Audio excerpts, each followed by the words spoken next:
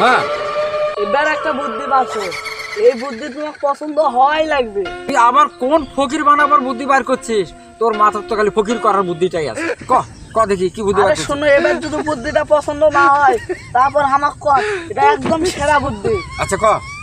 এখন যে তরমুজের সিজন নয়, মুই খেদতে তরমুজ কিনে নিয়ে এসো, মুই বেচো, তুমি খালি পিছনে বসে থেকে টাকা নিবে।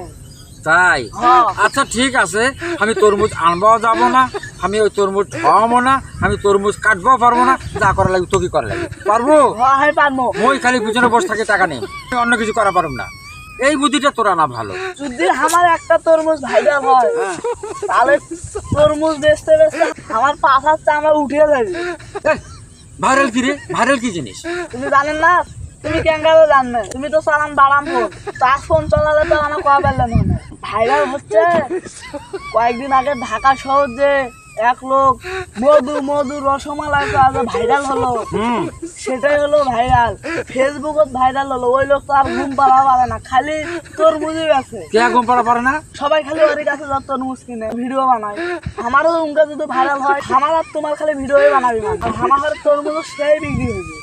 একবার ভাইরাল হওয়া পারলেই আচ্ছা দেখা যাবে তুই কেঙ্কা ভাইরাল হবার পারিস। তোর ব্যবসা দেখলে আমি বুঝা পারো। কত টাকা নাকি তোক, তত টাকায় দিই। ওই কি বলো কি ভাইরাল ও ভাইরাল। হ্যাঁ, ভাইরাল তো হয় নাকি? চল চল ভাই চল। রাত লাগছে বাড়ি রাত লাগছে, বাড়ি যাই। দাদা দেখেন পরে না কিন্তু। না না, করুন না মই। তুই আসিস না নাকি?